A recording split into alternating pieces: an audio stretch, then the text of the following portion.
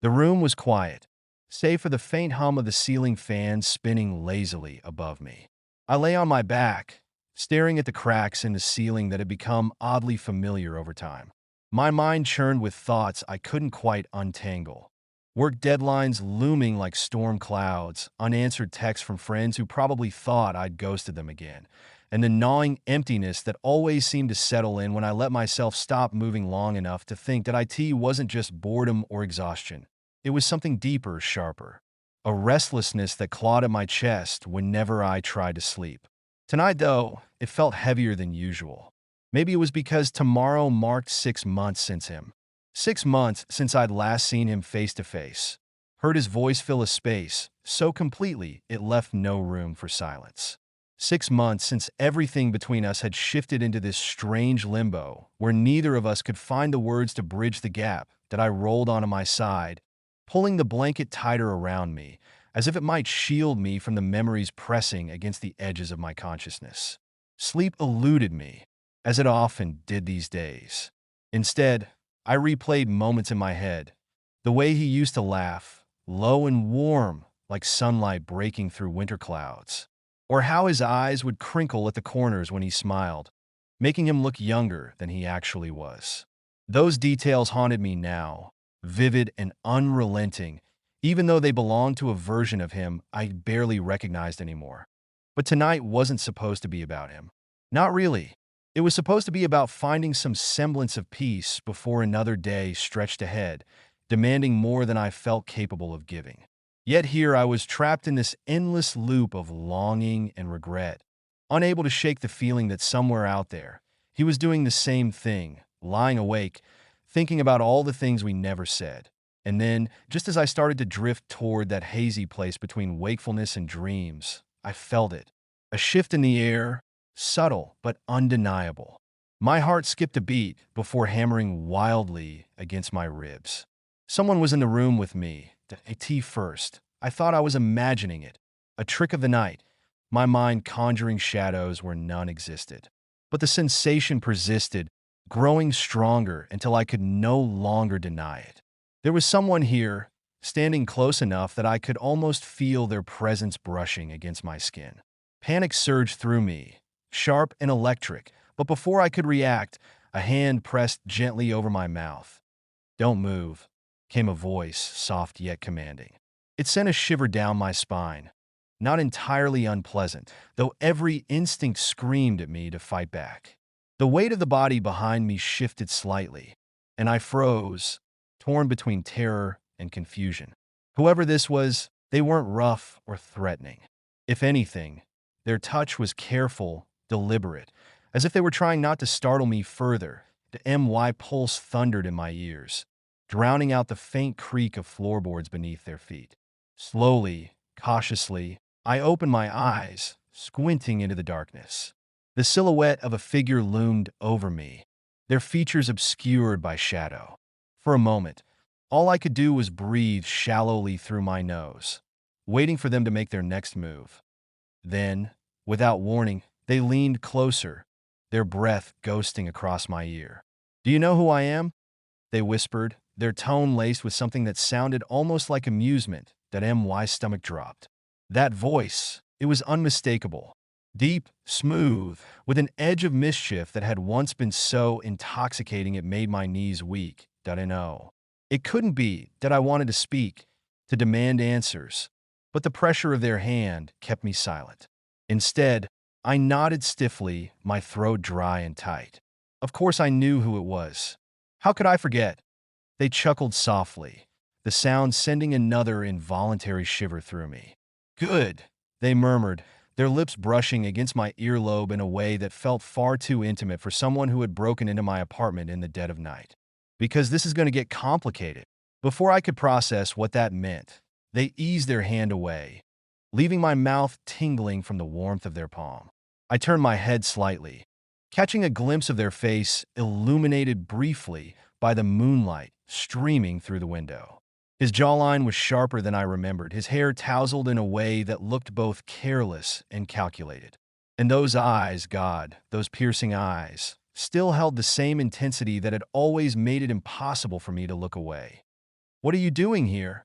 I finally managed to choke out, my voice hoarse and trembling, that he didn't answer right away.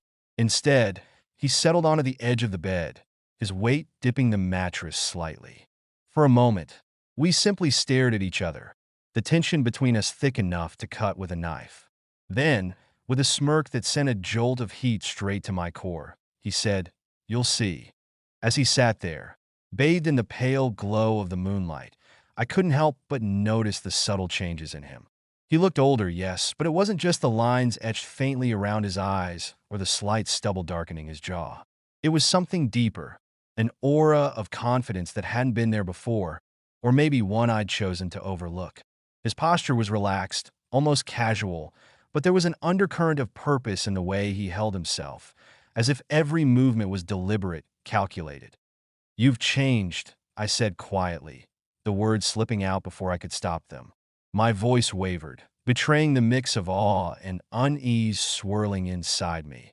His smirk softened into something resembling a smile, though it didn't reach his eyes. "So have you," he replied, his gaze sweeping over me slowly, deliberately. It felt like he was peeling back layers I hadn't realized I was wearing, exposing parts of myself I'd buried long ago. "You look tired." The comment stung more than it should have. Maybe it was the truth in it, or maybe it was the way he said it, with a tenderness that caught me off guard. I glanced away, suddenly hyper-aware of the rumpled sheets tangled around my legs, the dark circles under my eyes, the messy hair I hadn't bothered to comb before crawling into bed. None of it mattered before now, but suddenly I felt exposed, vulnerable in a way that went beyond the fact that I was lying half-naked in front of him. "I'm fine," I muttered, though the lie tasted bitter on my tongue. I cleared my throat, trying to regain some semblance of composure. "Why are you here?" "Really?" For a moment, he didn't respond.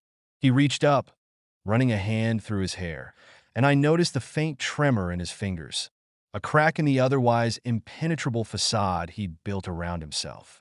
Whatever brought him here tonight, it wasn't just curiosity or nostalgia. Something bigger was driving him, something urgent. "I needed to see you," he admitted, his voice dropping to a near whisper. The vulnerability in his tone caught me off guard, knocking the wind out of me. This wasn't the man I remembered, the one who thrived on control, who wore sarcasm like armor to keep people at arm's length. No, this version of him was raw, unfiltered, and achingly real. My chest tightened, and I forced myself to meet his gaze. "Why now?" I asked, my voice barely audible. After all this time, he hesitated, his jaw tightening as if he were wrestling with his own thoughts. When he finally spoke, his words were measured, careful, because I couldn't stay away anymore. The admission hung in the air between us, heavy and loaded with meaning. My breath hitched, and I felt my resolve beginning to crumble. Part of me wanted to push him away, to demand answers he clearly wasn't ready to give. But another part, a much louder, more insistent part, wanted to pull him closer, to unravel the mystery of why he'd come back after so long. Instead, I stayed still, letting the silence stretch between us. Outside, the distant hum of traffic filtered through the open window, punctuated by the occasional chirp of crickets. Inside, the only sound was the steady rhythm of our breathing, synchronized in a way that felt almost fated. Finally, he broke the silence, his voice softer now, tinged with something that sounded suspiciously like regret. "I know I don't deserve your forgiveness. Not yet, but I had to try." Forgiveness. The word hit me like a punch to the gut, dredging up emotions I'd spent months burying. Anger, hurt, longing. All of it came rushing back, overwhelming and suffocating. I clenched my fists, nails digging into my palms as I fought to keep my composure. "You don't get to decide what you deserve," I snapped, surprising even myself with the venom in my tone. "Not after everything." His expression faltered, the mask slipping just enough to reveal the pain lurking beneath.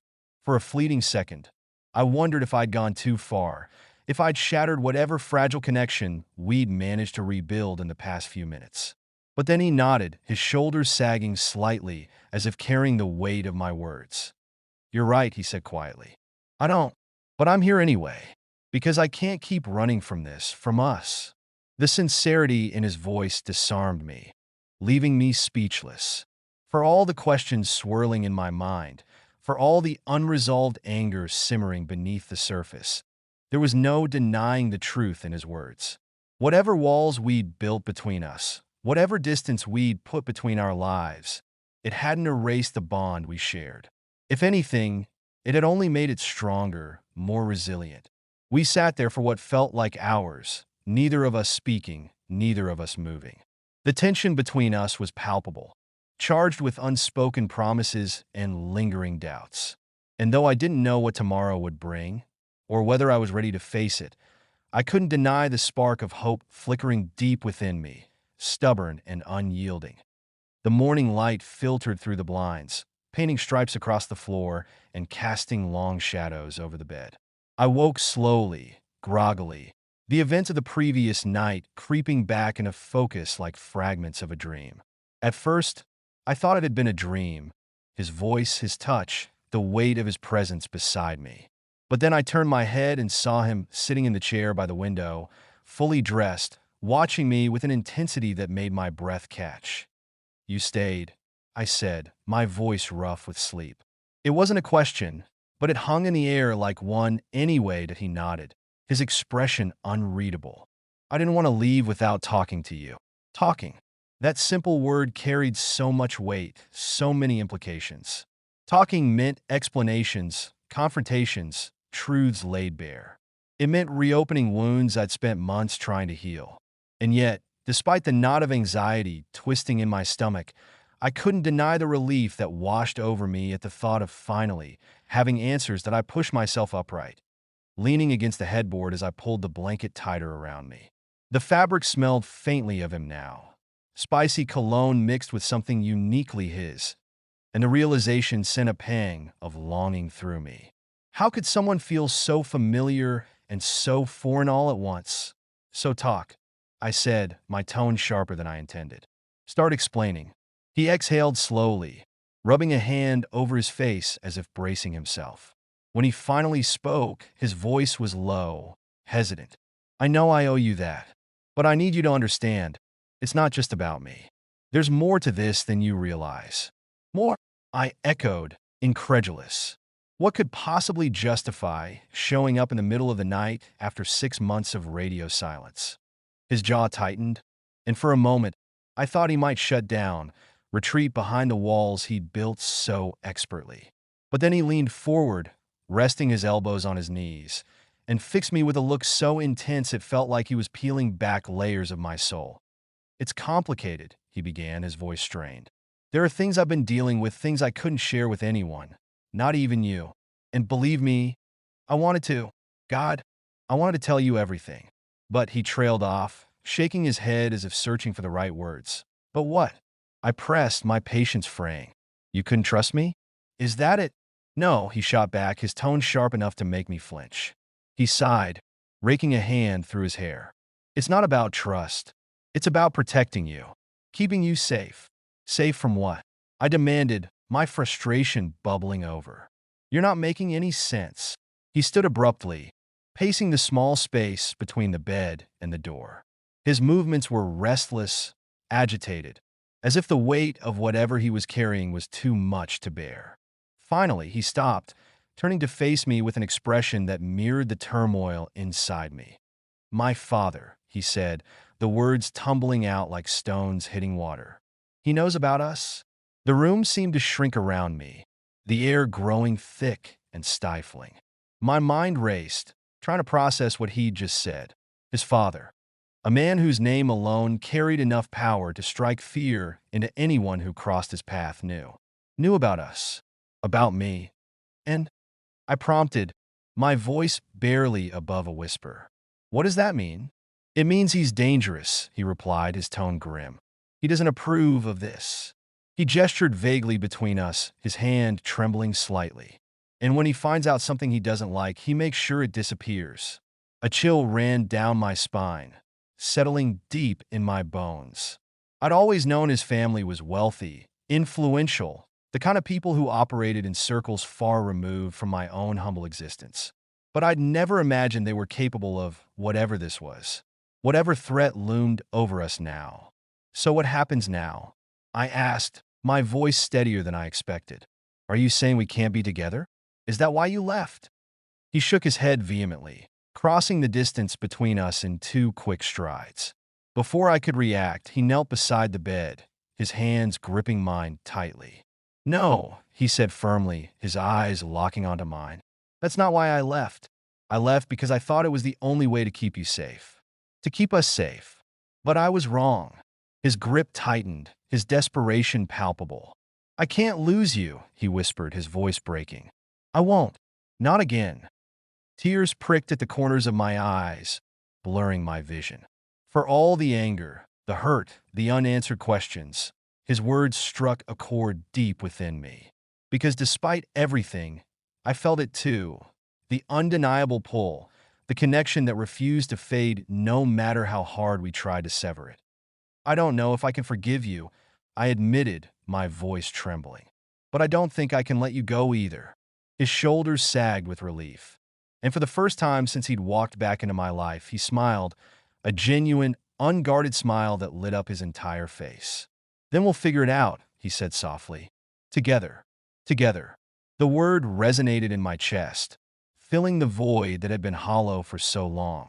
It wasn't a promise of happily ever after, not yet. But it was a start. And for now, that was enough. The morning stretched on, sunlight creeping further into the room as we sat in uneasy silence. His confession lingered between us like a storm cloud, heavy and oppressive, casting shadows over everything we'd said, or hadn't said, since he returned.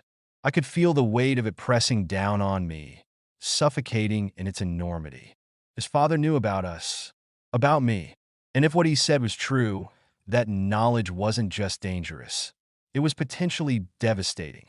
But even as fear coiled in my chest, another emotion bubbled to the surface. Anger. Not the fiery, explosive kind that made you lash out, but the slow-burning, simmering rage that ate away at your insides until there was nothing left. How dare he keep this from me? How dare he make decisions about my life without giving me a choice? You should have told me, I said finally, breaking the silence. My voice was low, controlled, but there was an edge to it that betrayed the turmoil beneath. You didn't get to decide for me. He flinched, his hands tightening around mine where they still rested on the bed. I know, he admitted, his voice rough with guilt, and I'll regret it for the rest of my life. But at the time, I thought I was doing the right thing. I thought I was protecting you. Protecting me? I repeated, incredulous. By lying to me? By walking away without a word? I didn't walk away, he snapped, his frustration spilling over. He stood abruptly, pacing the length of the room again, his movements jerky and agitated. Do you think leaving you was easy? Do you have any idea how many nights I spent staring at my phone, wanting to call you, to tell you everything? But I couldn't. Every time I tried, I remembered what was at stake, what you were risking just by being with me. His words hit me like a punch to the gut, knocking the wind out of me. Risk. That's what this was, a gamble with stakes higher than I'd ever imagined. Being with him wasn't just about love or desire. It was about survival, about navigating a world where people like us weren't always safe, especially when powerful men like his father decided we weren't worth tolerating. And now, I asked quietly, my voice barely audible, what happens now? He stopped pacing, turning to face me with an expression that mirrored the chaos inside me. Now we fight, he said firmly, his jaw set with determination. Together. I won't let him control us anymore. I won't let him take this away from us. His conviction stirred something deep within me, a flicker of hope amidst the fear and uncertainty. But hope alone wasn't enough, not when the odds felt so insurmountable. How? I challenged, my skepticism bleeding through. How do we fight someone like him? Someone who can crush us without even blinking? We start by not letting him win, he replied, crossing back to the bed and kneeling beside me once more. His hands found mine again, grounding me in a way that no amount of words ever could. We stay together. We stand strong. And we refuse to let him dictate who we are or what we mean to each other. It sounded simple, almost naive, but there was a raw honesty in his voice that made it impossible to dismiss. For all his flaws, for all the mistakes he'd made, he believed in us, in our ability to overcome whatever obstacles lay ahead. And maybe, just maybe, that belief was enough to carry us through. Over the next few days, we fell into a tentative rhythm, navigating the fragile new dynamic between us with equal parts caution and desperation. Neither of us dared to speak too much about the future, focusing instead on the present moment. The quiet mornings spent sharing coffee in near silence, the stolen glances that spoke volumes, the hesitant touches that carried promises neither of us was ready to articulate. But beneath the surface, the tension remained. It seeped into every interaction, every conversation, coloring everything with shades of doubt and unease. We were tiptoeing around a minefield, knowing full well that one wrong step could blow everything apart. One evening, as we sat side by side on the couch watching some mindless TV show neither of us was really paying attention to, he turned to me suddenly, his expression serious. "We need to talk about what comes next," he said, his voice steady despite the apprehension in his eyes that I swallowed hard, bracing myself for whatever bombshell he was about to drop. "Okay," I replied cautiously. "What do you mean?" He hesitated, choosing his words carefully. "My father, he's not going to stop. If anything, finding out I'm back in your life will only make him more determined to intervene. We need a plan, a real one." "A plan for what?" I asked, my heart pounding. "To run? To hide?" "No," he said firmly. "To confront him. To show him that he doesn't get to dictate our lives." The idea sent a jolt of panic through me. Confronting his father felt like stepping into the lion's den, unarmed and unprepared. "Are you insane?" I blurted out, my voice rising. "He's not just some guy you can reason with. He's untouchable. Not if we stand together," he countered, his tone unwavering. "Look, I know it sounds crazy. Hell, it is crazy. But running isn't an option. Hiding isn't an option. The only way to end this is to face him head on." I stared at him, torn between admiration for his courage and terror at the prospect of what he was proposing. "And then what?" I demanded. "What happens after we confront him? Do you really think he's just going to back off because we tell him to?" "No," he admitted, his shoulders sagging slightly under the weight of reality. "But we can't keep living like this, looking over our shoulders, waiting for the other shoe to drop. At some point, we have to take a stand. For ourselves. For each other." His words resonated deeply, stirring something primal within me. He was right. We couldn't keep running forever. Sooner or later, we'd have to face the music. And if we were going to go down, we might as well go down fighting. "All right," I said finally, my resolve hardening. "Let's do it. Let's figure out how to take him on." A slow smile spread across his face, lighting up his features in a way that took my breath away. "Thank you," he murmured, reaching out to cup my cheek gently. "For trusting me. For believing in us." I leaned into his touch, closing my eyes briefly as a wave of emotion washed over me. Trust. Belief.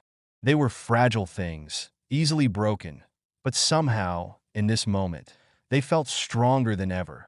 The days that followed were a whirlwind of planning and preparation, each decision weighed carefully against the potential consequences. We pored over every detail, strategizing late into the night, fueled by adrenaline and sheer determination. It wasn't just about confronting his father. It was about reclaiming our power, our autonomy, our right to exist as we were. One afternoon, as we sat at the kitchen table surrounded by notes and scribbled plans, he reached across and took my hand, his grip firm yet gentle. "Whatever happens," he said softly, his gaze locking onto mine, "we'll get through it. Together. Together." The word had become our mantra, a reminder of the bond that held us together even when everything else threatened to tear us apart. And as I looked into his eyes, I realized something profound. No matter what lay ahead, no matter how daunting the challenge, I wasn't afraid. Not as long as he was by my side. Because love, true love, wasn't just about passion or romance. It was about standing shoulder to shoulder, facing the world and all its dangers with unwavering resolve. And in that moment, I knew we were ready. The days leading up to our confrontation with his father felt like living on borrowed time. Every moment stretched and contracted unpredictably, as though reality itself was bending under the weight of what we were about to do. The air between us was charged, electric with a mix of fear, anticipation, and something else, something quieter but no less potent. Hope that we spend hours preparing, rehearsing every possible scenario. What would we say? How would he react? Could we appeal to any shred of decency or humanity buried beneath the layers of privilege and power that defined him? These questions haunted us, circling endlessly in our minds like vultures waiting for the inevitable collapse. But amidst the planning, there were moments when the world seemed to pause, allowing us brief glimpses of normalcy. A shared laugh over a bad joke, the warmth of his hand brushing against mine as we passed each other in the kitchen, the quiet comfort of sitting side by side without needing to speak. Yet even those moments were tinged with an underlying tension, a reminder that nothing about this was ordinary. One evening, as we sat together on the couch reviewing notes for what felt like the 100th time, I glanced at him and caught the faintest flicker of doubt in his eyes. It was gone almost instantly, replaced by the same steely determination he'd worn since deciding to face his father. But I saw it, and it scared me more than anything else. What if this doesn't work? I asked suddenly, breaking the silence. My voice sounded small, fragile, even to my own ears that he looked at me, startled, as though he hadn't expected the question, or perhaps hadn't allowed himself to consider it. For a long moment, he didn't answer, his gaze dropping to the papers scattered across the coffee table. When he finally spoke, his voice was low, measured, but laced with an ache that made my chest tighten. It has to, he said simply. Because the alternative, he trailed off, shaking his head slightly. I can't lose you again. Not after everything. His words hung in the air between us, heavy and loaded with meaning. They weren't just a declaration of love. They were a promise, a vow etched into the fabric of who we were becoming. But promises, no matter how heartfelt, couldn't shield us from the truth. Failure wasn't an option we could afford.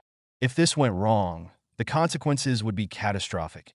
Not just for us, but for anyone who dared to stand in his father's way. 2 nights before the planned meeting, we decided to take a break from strategizing and clear our heads. Neither of us had slept much lately, and the exhaustion was beginning to show.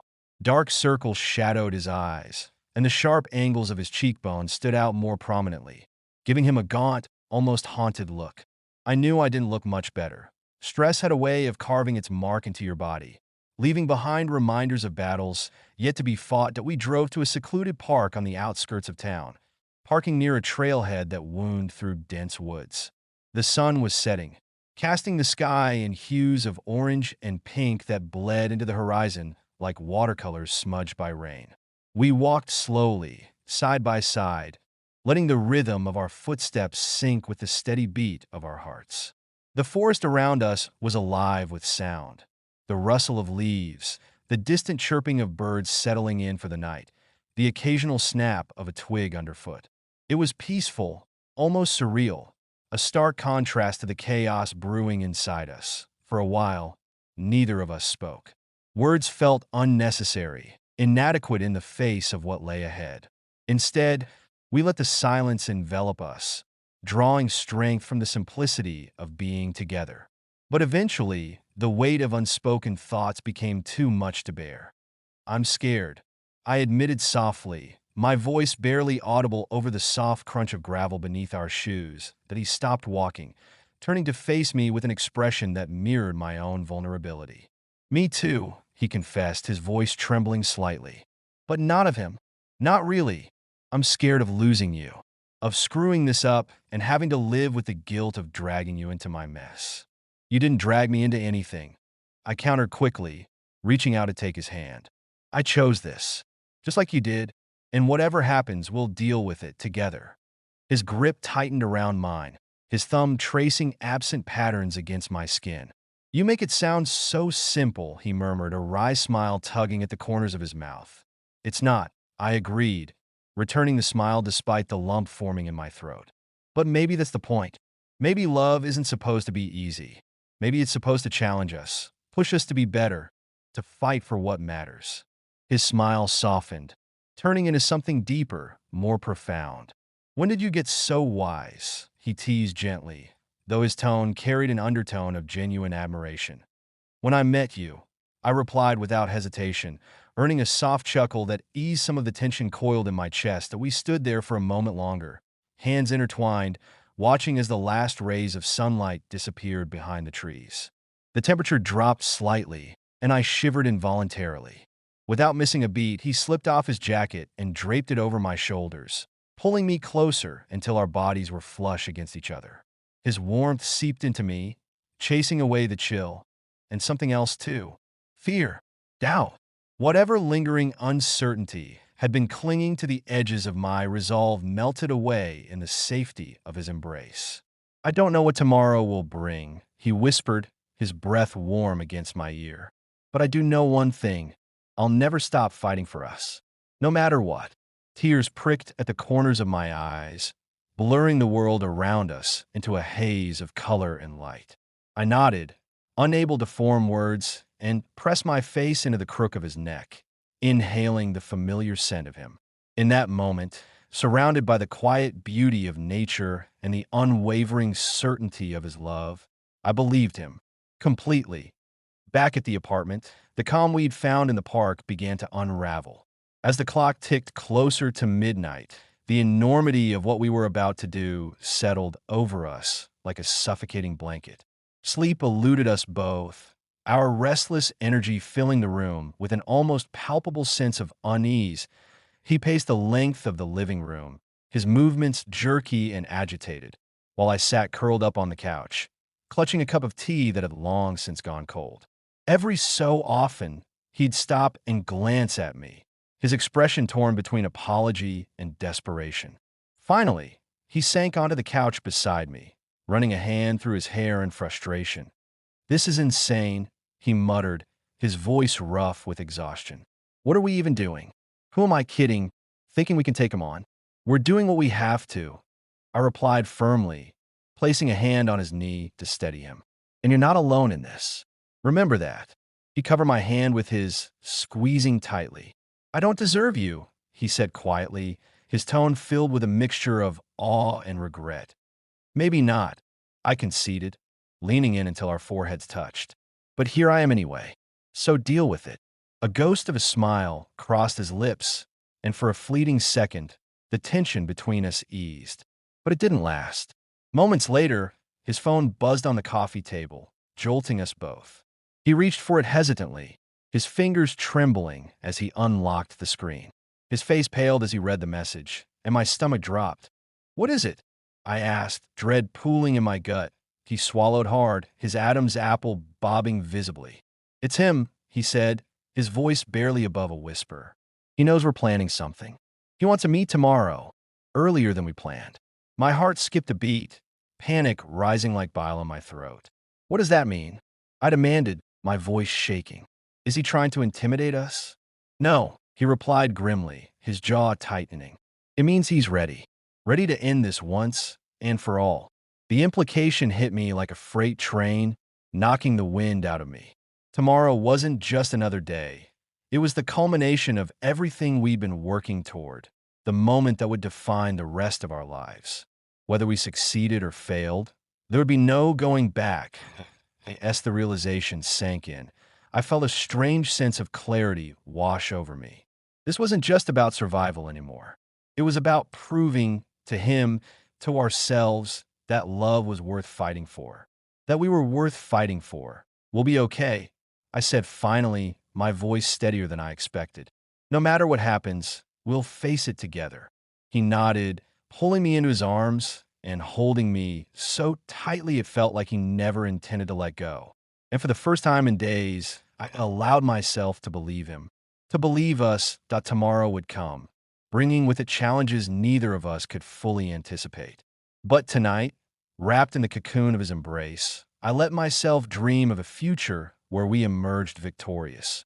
Not because we defeated his father, but because we refused to let fear dictate our lives. Together, we would rise or fall. But either way, we wouldn't face it alone.